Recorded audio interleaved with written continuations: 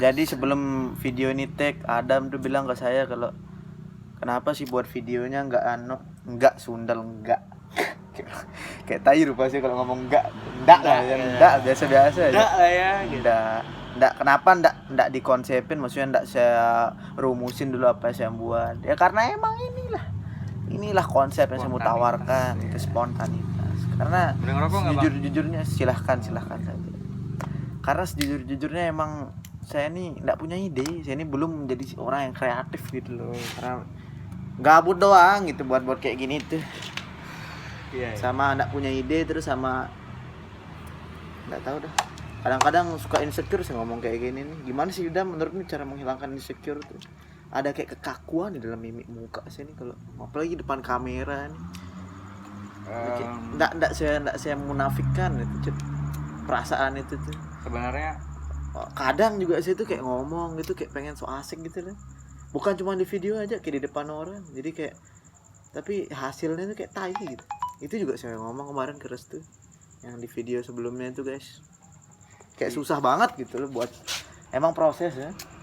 Jadi sebenarnya kalau mau enak berbicara atau ngomong sama orang tuh sebenarnya harus latihan terus. Latihan. Kayak gini lah ya. Iya, maksudnya ngomong sama orang gitu lebih aktif dan interaktif. Mulai deh keluarin bahasa tuanya tuh guys. Jadi ya, tua gitu. Itu bukan berarti umur. Bukan berarti umur lebih tua atau gimana. Tua itu adalah pembawaan jiwa marwah atau aura yang dipancarkan dari seseorang. Nah, tua itu juga kembali lagi ke lingkungan, guys. Jadi kalau lingkungan lu tak ada lulu di sini anjing, kau pakai logat ampenanmu enggak apa-apa, Bang. Lingkungan kamu itu lebih ke orang tua atau orang yang lebih dewasa dari kita. Oke. Itu akan mempengaruhi psikologi. Iya, betul. Jadi enggak salah. Dan sah-sah aja gitu semua. It's fine, guys. Bye.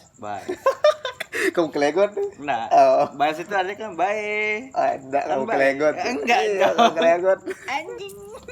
Sama berarti juga kamu punya sindrom video ya? Sindrom kena kamera. Iya. Kalau kena kamera pasti. Ya emang, kalau kita belum terkenal tuh emang kalau lihat kamera tuh kayak gagap gitu. Bukan gagap, kayak apa ya? Asing. Ini benda asing. Iya, kamera enggak boleh dimunafikan itu. Iya, benda asing. Kamera ini benda asing untuk kita yang terlalu konservatif. Terlalu apa ya, bukan. Untuk kita yang terlalu keset. Iya, untuk kita yang terlalu tai itu mencret. Keset, terlalu keset. Yang sering diinjak orang. Ya, keset basah. Kenapa harus bahas? Bau rendah banget itu. Jadi kayak kamera ini kayak wow banget. Iya, gitu. Wow sekali, apalagi kalau misalnya yang pakai ngerekam iPhone gitu kan. Nih masalahnya nih iPhone 6 mau kamu jual 6 juta. Nggak ada harganya. Tunggu ada suara motor lewat. Jadi begitulah malam ini. Ini teman saya ini sebenarnya saya bilang dia tua tuh bukan karena pemikirannya yang dewasa atau kayak gimana, cuman kalau kata teman-teman SMA tuh dia kalau ngunyah mie ayam tuh suka kayak orang ompong tuh loh. Iya, ada giginya. Iya betul. Baper kamu kok dibilang kayak gitu. Enggak. Karena gimana cara berdamai dengan muka yang jelek tuh, coba. Berdamai dengan muka yang jelek. Muka yang pas-pasan. Kamu menurutmu di kaca ngeliat mukamu nih kayak gimana? Sebenarnya kalau di kaca jujur, fine aja. Oke, enggak fine aja, enggak fine juga gitu. Bermasalah. Oh, bermasalah. Sama orang jujur terus. Bermasalah juga karena ini kenapa agak kayak gini ya jadinya. Ini rahangnya kenapa kayak gini ya. Ini rambutnya kenapa kayak gini ya. Ini muka kenapa jerawatan ya. Iya, betul. Cuman kalau diingat-ingat lagi, emang bawaannya udah kayak gini gitu dari kecil. Dari lahir dari jadi buat pun embrionya udah kayak gini, guys. Jadi kayak udahlah lu terima aja gitu. Jangan pakai lu. Berapa kali sih bilang. Udah kamu terima aja, Zan. Kita terima. Kita dituntut untuk menerima keadaan dan kenyataan.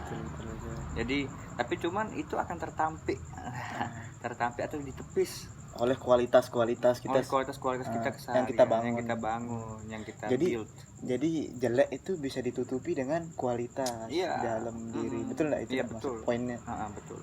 Jadi ketika kamu apa ya, dia berada di lingkunganmu terus kamu punya value yang lebih, kamu enggak akan dilihat jelek.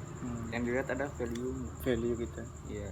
Jadi sejelek apapun kita itu bukan masalah besar.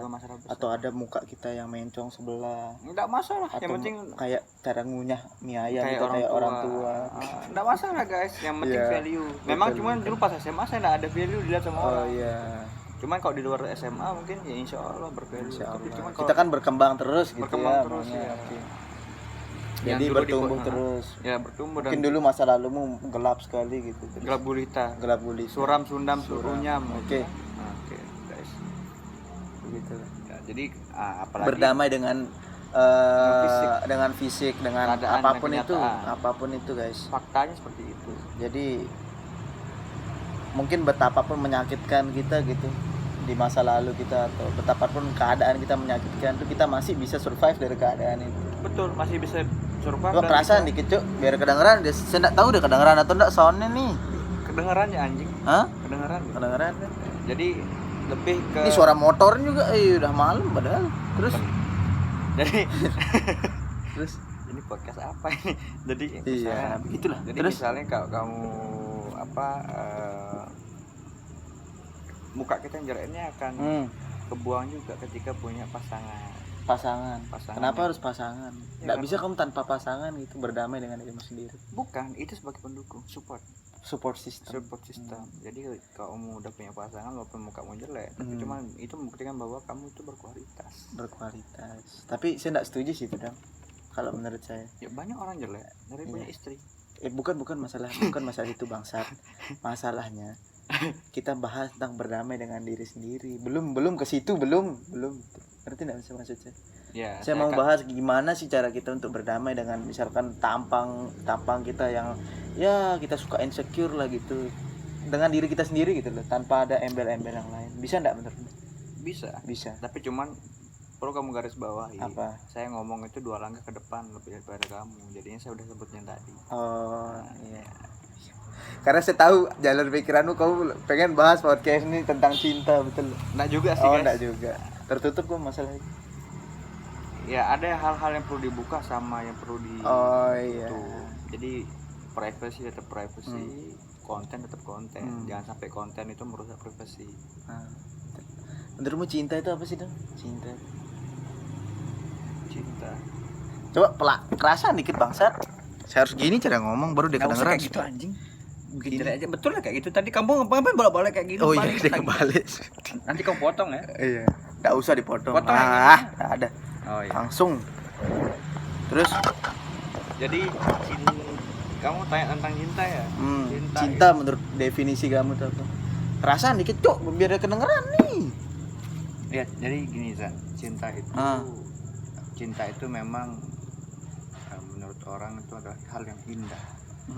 Hal yang selalu membuat kita senang. Ya, betul. Cuman cinta itu kalau tidak didukung dengan kemampuan diri kita, cinta itu tidak ada harganya. Jadi maksudnya gimana tuh maksudnya? Kemampuan diri kita itu adalah yang pertama, kita bisa menjaga kualitas, value, terus aura kita. Di pertama pada saat bertemu sama pasangan kita, itu susah sekali untuk menjaga apa yang dia sukai dari diri kita. Susah karena kita ini tetap akan terus berkembang. Berkembang otomatis ada hal-hal yang membuat kita berubah.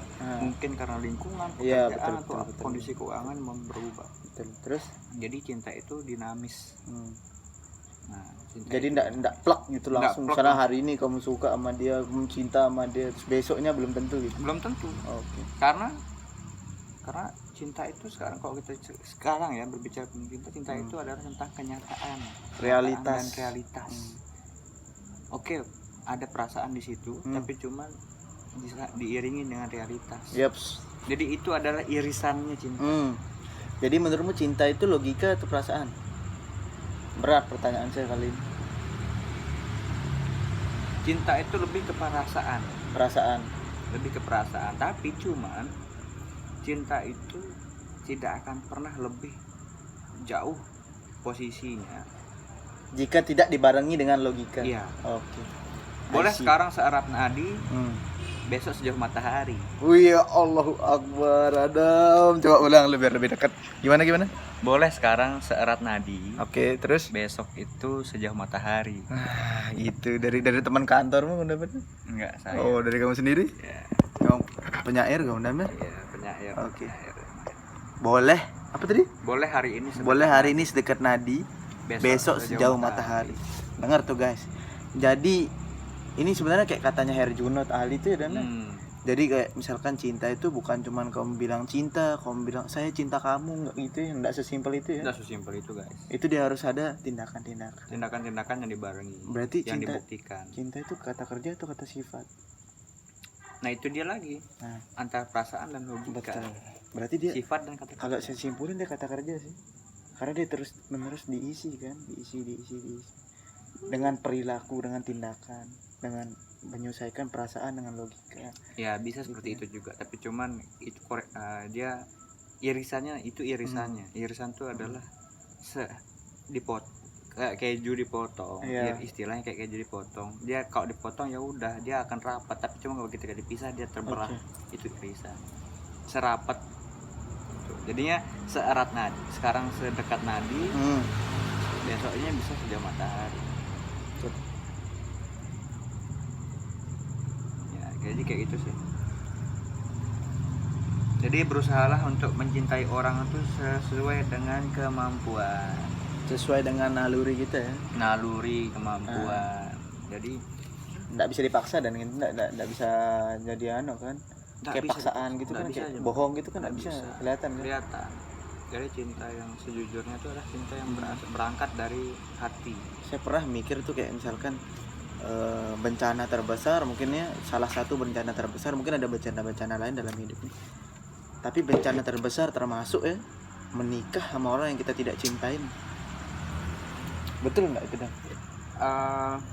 Sekarang kebanyakan kita mengikat tali gitu. Sekarang kebanyakan hal seperti itu tuh terjadi. Cuman namanya perasaan. Walaupun sekarang kita udah saya bilang tadi, Zan. Boleh sekarang tidak cinta. Boleh sekarang sejauh matahari, besok bisa sedekat nadi. Betul. Oh, jadi enggak apa-apa sebenarnya itu ya, proses mungkin. Enggak apa-apa itu proses. Sama kayak orang dijodohin misalnya. Iya, dijodohin. Kayak gitu. Boleh aja sekarang enggak suka, tapi besok suka. Betul. Karena dia kamu bilang tadi itu terus diisi dengan perilaku tindakan yang mengarah. Entah itu sesimpel apa, selamat pagi saya. Iya. Kayak gitu. Itu sebuah tindakan juga yang mengarah ke cinta. Walaupun pertama dipaksa, tapi cuman besok lama-lama akan terjadi sendirinya. Tapi kita bahas sekarang yang lebih intim ya. Menurutmu pernikahan tuh kayak gimana sih, Dan? Pernikahan itu. Apakah pernikahan tuh menurutmu sebatas kamu sange aja tiap hari sama istrimu, kayak sebatas seks saja, atau apa, atau gimana sih sebenarnya cinta itu, pernikahan itu? We talking about marriage ya. Jangan sok-sokan bahasa Inggris anjing. Kom biasa, by hip. Dengan ampenan ini hip. Pakai logat ampenan tertunjuk. Nanti geri dia itu coba kamu power bank itu kamu bawain dia. Agak sulit pakai HP ini ya. Makanya maksud saya kita ini emang membuat YouTube tuh pakai logat ampenan, itu idealis ya nih ya. Bukan logat ampenan sih, maksudnya logat yang kita ngomong sehari-hari. Soalnya agak berat gitu kalau sepak ngomong pakai gue lu gitu. Agak membutuhkan effort yang lebih gitu. Nah, lanjut Dan, pakai logat ampenanmu tuh. Jadi pernikahan itu tidak hanya berbicara tentang seks, tentang kasih, cuman pernikahan itu lebih berbicara tentang kompleks, lebih rumit dari apa yang kita lihat. Pernikahan itu pertama berbicara tentang mental, psikologis, habis itu habit, kebiasaan, financial keuanganmu, terus sama tindakan. Pertama tadi masalah apa tadi itu? Lupa sih. Ya itu dah pokoknya, lanjut lah. Jadi tadi pertama lebih kompleks, yang pertama mental. Ketika kamu punya keluarga, ketika kamu punya keluarga, Yang pertama mental itu penting sekali, karena kalau misalnya kamu menikah tanpa kesiapan mental, rumah tangga itu bisa rundam runyam. Betul. Karena tantangan lebih banyak datang kepada laki, khususnya kita. Yang pertama tantangan, terus yang kedua semua masalah datang ke kita. Semua yang terjadi di rumah tangga pertanggungjawaban kita. Apapun tentang rumah kita atau tentang kita, itu kembali lagi ke kita sebagai laki-laki. Itu mental perlu dijaga dan disiapkan dengan baik. Lalu yang kedua ada psikologis kamu tuh akan enggak gini dah sekompleksnya masalah pernikahan. Ada ntar yang komen kayak gini, kamu siapa sih ngomong kayak gitu, kan kamu juga belum nikah. Apa jawabannya? Jadi begini, berbicara tentang menikah itu memang bukan untuk orang yang sudah pernah mengalami, cuman kita pengalaman gitu ya. Bukan pengalaman, cuman pengetahuan gitu. Dari kita yang kita lihat, pelajarin ke orang, pelajari dari masalahnya orang, pengalamannya orang. Riset. Kita bisa riset. Ya. Kita bisa menyimpulkan bahwa rumah tangga itu seperti itu, seperti apa yang kita. Jadi kita menyimpulkan bahwa mental, psikologi, finansial, habit dan tindakan-tindakan itu berkesinambungan, terus berkesinambungan. Jadi tetap nyambung jadi satu dan tidak bisa terpisahkan. Jadi itu yang perlu dipersiapkan untuk orang-orang yang sebelum nikah. Ya, karena banyak semua orang sekarang nikah hanya untuk cepet-cepetan, itu gengsi-gengsian. Terutama misalnya kayak pernikahan, orang mau nikah pakai acara yang megah, pakai acara yang apa, tapi itu gengsi, padahal rumahnya ngontrak. Padahal rumah ngontrak atau utang. Iya. Nah, itu salah banget. Itu salah sekali. Salah dalam memulai langkah menikah dengan hutang. Lebih baik hutang itu. Terus banyak kan juga yang kayak gini masalahnya. Banyak orang-orang yang misalnya teman-temannya udah nikah, terus sudah pada nikah semua, dia belum nikah atau mungkin dia belum punya pasangan. Terus dia buru-buru nikah aja gitu, kayak kepelet sekali gitu, pengen gitu. Itu salah nggak sih? Itu padahal belum waktunya gitu. Itu salah. Karena menurut saya pasangan itu akan datang pada waktu yang tepat. Pasangan itu akan datang menikah pada jalurnya sendiri gitu ya. Dan Tuhan itu akan memberikan kita sebuah pernikahan itu sesuai dengan kemampuan kita. Jadi kalau rezeki ada jalannya masing-masing, begitu pun punya jalan masing-masing, dan begitu pun juga dengan cinta dan keluarga dan ambilan jodoh. Jadi enjoy lah ya masa-masa gini nih ya. Enjoy aja selama itu tetap berjalan. Ya udah, ikhlas, lapang dada, terima apa adanya. Tidak usah neko-neko, jalani.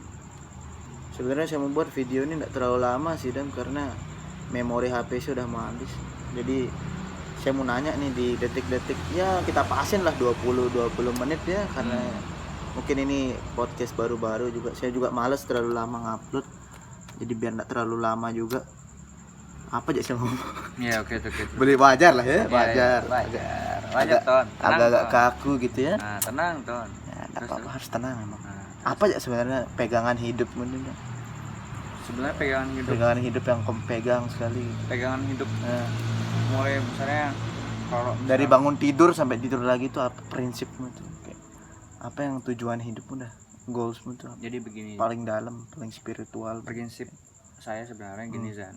Prinsip saya itu apa yang kamu lakukan hari ini akan berpengaruh di hari esok dan seterusnya. Ketika kamu melakukan hal ini dengan buruk, maka besoknya akan terus berburuk. Enggak yang kamu bilang kayak gitu tuh sama kayak butterfly effect. Iya, betul. Efek kupu-kupu. Iya. Kepakan sayap kupu-kupu menyebabkan badai. Iya. Di tempat yang jauh. Iya. Di mana gitu lupa saya, pokoknya itu dah. Jadi hal kecil aja yang kita lakuin bisa berpengaruh ke depan banyak. Impactnya tuh lebih besar, damage-nya itu. Kalau kita ngelakuin yang baik hari ini, maka kamu ke depan tuh yang terbaik lagi.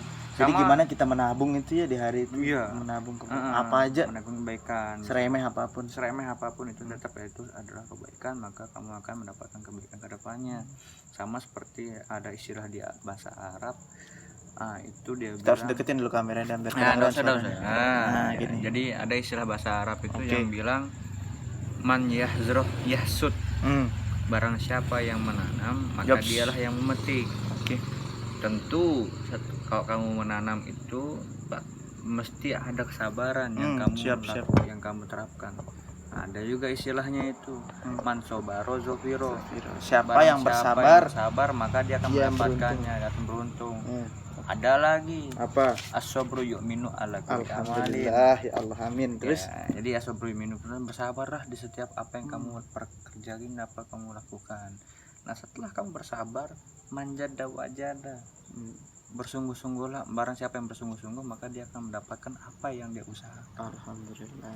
Kayak gitu. Jadi intinya adalah kita yakin bahwa hari ini kita akan berbuat kebaikan dan besoknya akan berbuat kebaikan. Sama seperti kamu misalnya sekarang kamu berbohong, untuk kamu menutupi kebohonganmu hari ini, kamu berbohong besok. Jadi ada efeknya di hari esok gitu. Iya. Ya kayak gitu, San. It's simple sebenarnya, simple sekali sebenarnya.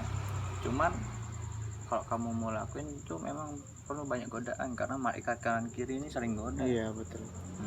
Nggak munafik juga sih, emang berat kalau kita mau ngomongin next lah, kita ngomongin masalah manusia. Ya. Manusia yang rumit sekali. Manusia yang rumit. Kita bisa ngelihat manusia hari ini jadi malaikat, besok jadi iblis.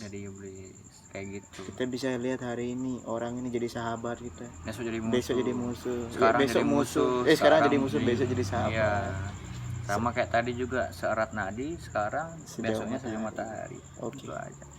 Oke. Sekarang misalnya terakhir nih guys. Ya. Terus sekarang misalnya selurus benang, besoknya seliar angin.